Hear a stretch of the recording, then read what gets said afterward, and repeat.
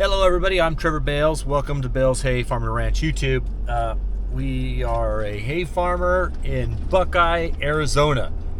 Showing you guys what farming in Arizona is like. Pretty soon we're gonna have a big discussion on water. We talk about all the things you see in the news, in the media, and the social media about water and how the alfalfa farmers are giving it away or whatever, or sending it to Saudi, and how everything you've probably heard is a half-truth, not all the truth, partial information. Before we do that, let's get after it.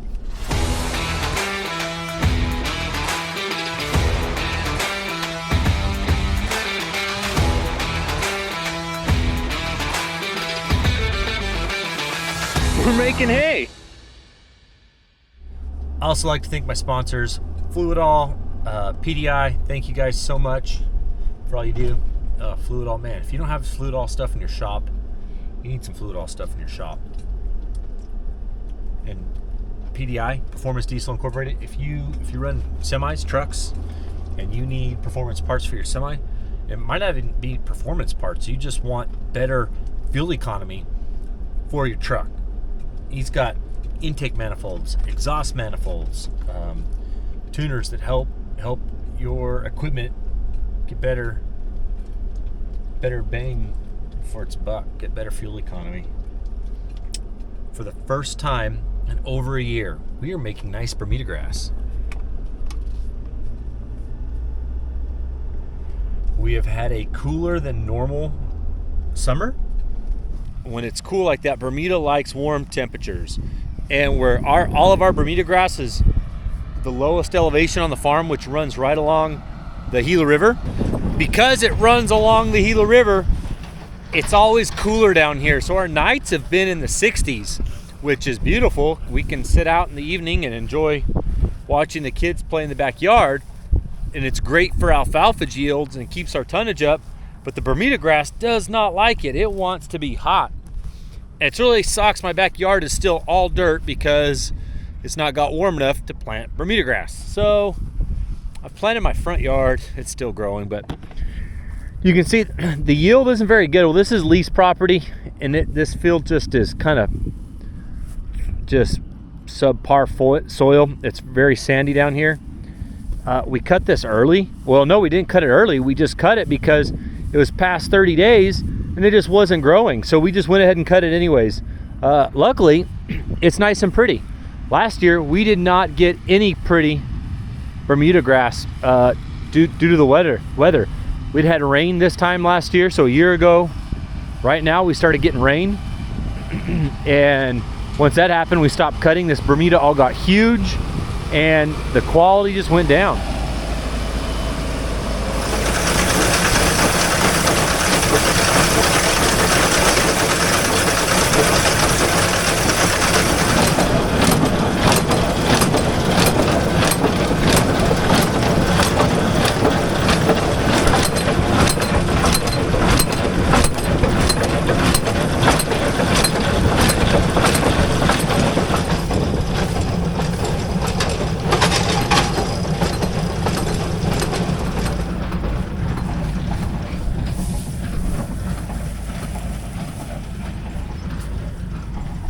Because this stuff the yield isn't like what we'd like, it didn't get that big. We get a lot of this short stuff from the cold weather. It just didn't grow very tall. And this is why we have to run that dump rake.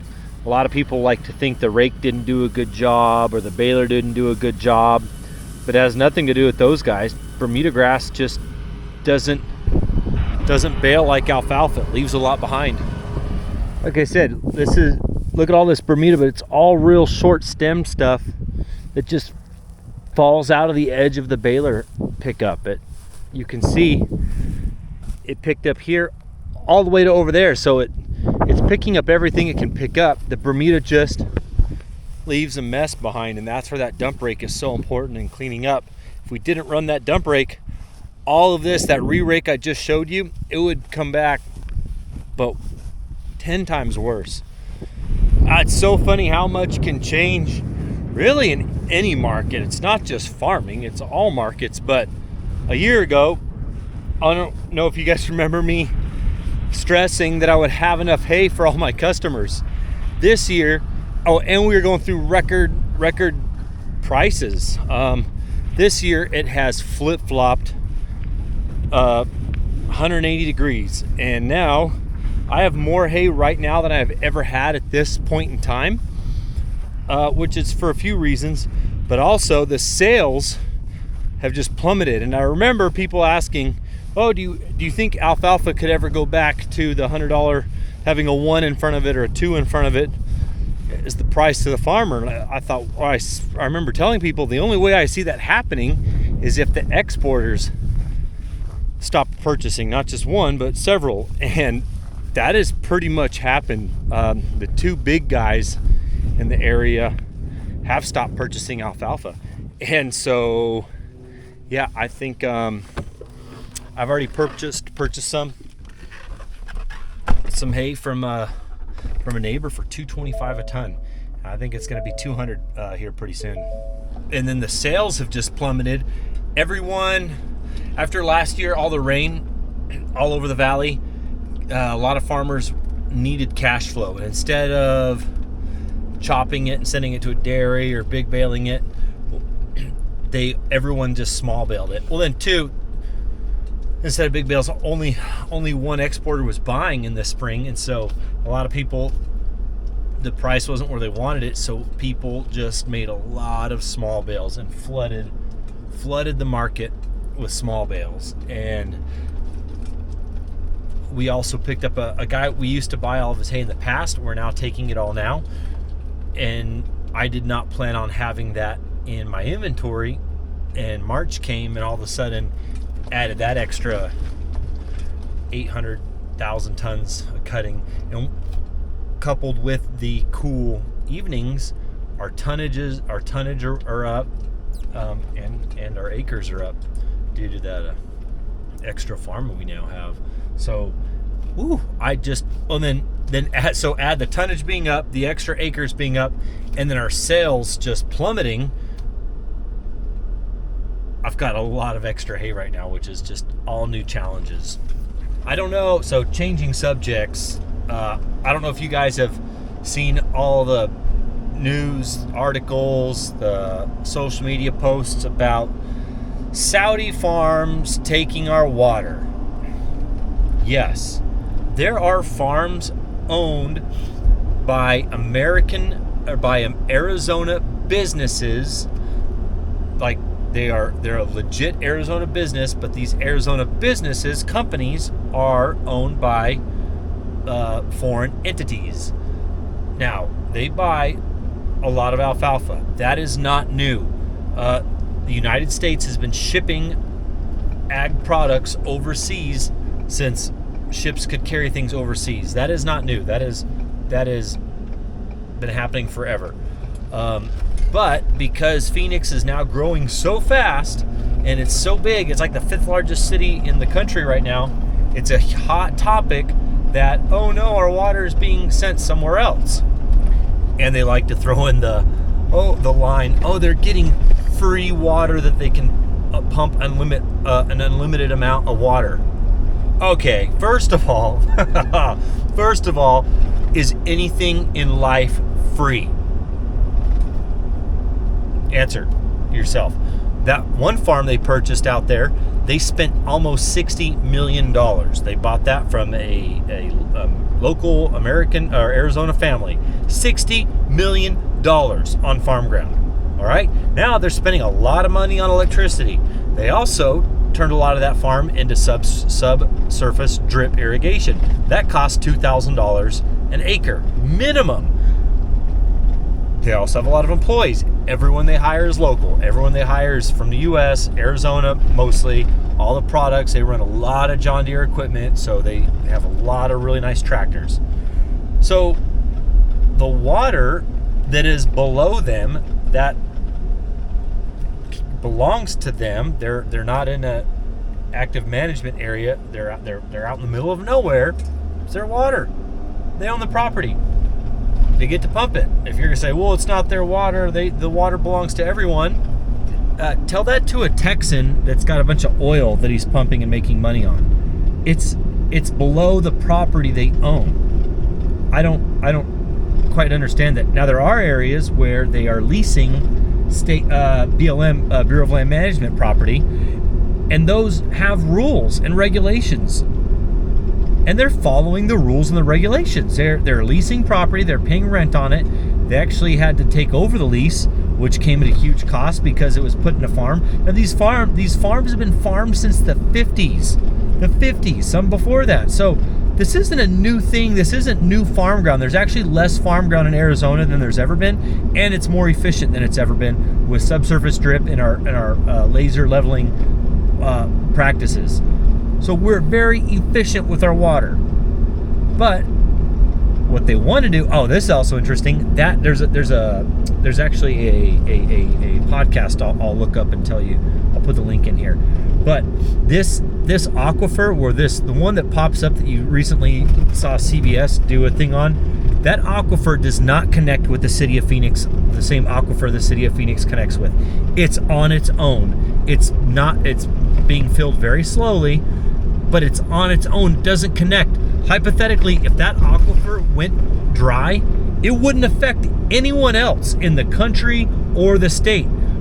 The quiet part that they do not want to say is they want the farmer off that farm. They can build a pipe. They can then pipe that water to a number of things. The city, all this new manufacturing facilities. There are several computer chip or chip processing plants coming into Phoenix. Why? Because we have no natural disasters. Go next to an ocean, go next to a river, go somewhere where there's more water. Well, those other places have tornadoes, hurricanes, earthquakes, so they don't want to go there. So they pick the desert where there's just no natural disasters. But they need water. They need water for evaporative cooling, all right? That means that water is not being reused. It's gone. It's straight up in the sky, which you say, it's in the sky, so it's going to create moisture and it'll add to the rainfall. Yeah, it will somewhere, maybe not here, I don't know. But when you farm in that area, that water is going right back down in the soil. And a lot of people are going to say, foreign entities shouldn't own property in the United States, and then send alfalfa, which uses our water, back to Saudi Arabia, or to Saudi countries. Well, first of all, Asia countries take the most alfalfa from the United States. These guys are selling it on the open market. I've bought hay from them. Dairies buy hay from them. Hay gets shipped all over the United States to other places. These guys are running a business. They're not just taking stuff from the U.S. Like, they're not just taking it home. They're a business. They want to make money. Second, we are a nation that loves our cheap shoes, flat screens, cameras, iPhones, any kind of phone. They're getting made in foreign countries where there are no labor laws, there's no minimum wages, there's no age restrictions. If there are age restrictions, they're not very strict. So we are taking advantage of these other countries to get all of our cheap products. And everyone's throwing a fit about a little bit of water being grown on a farm in Arizona and being shipped out of the country. So I just have a hard time. I can't take people serious that get mad about that. It's like you can't have your cake and eat it too. You can't sit on your high perch and say how great we are and we're so much better and la da yada da, and it's such a terrible thing that those guys are taking our water. Yep. What about all the intellectual property we send to these other countries that make them compete with us on so many other levels? Like, letting some water and some alfalfa leave the country is the least of our problems about all the other stuff that's going on. But they're making a huge deal about it. All the news, social media, all this stuff's making a huge deal about it because someone else wants that water. And a lot of the investors on these large chip manufacturing, microprocessors, whatever they are, foreign owned. They're not all owned by American companies. The one big one, they call it the Taiwan chip plant. So either way, whether it's going to overseas in alfalfa or in intellectual property, there's going to be foreign investors, foreign entities, foreign things involved. So all of this talk about Arizona and farming the desert like it's bad, like get over yourself. You know what? Phoenix would not be the city it is without agriculture. Agriculture is made up of cotton, citrus, copper, cattle, and climate. Those are the 5 C's of Arizona when Arizona became a state. My family's been in Arizona before it was a state. The Salt River SRP, the Salt River Project, the water that they wanted to put in the canal systems, but they couldn't afford to do it unless the farmers would buy water from them. Well, the farmers bought water from them, and so they were able to build it. But without agriculture and several other industries, the copper industry, this state would not have had the foundation that it has. So I get pretty upset when people, so the farming the desert, that's stupid, it needs to stop. It's been going on for literally over 100 years and it wasn't a problem. All of a sudden Phoenix is huge, 5th largest city, and they're building all this crazy stuff. It becomes a problem. I don't think farming's the problem. I think it's somewhere else. So anyways, sorry for the rant. Hope you guys enjoyed the video. Sorry it's kind of short today and the topic of water, but hope you guys enjoyed it. And next video. See ya.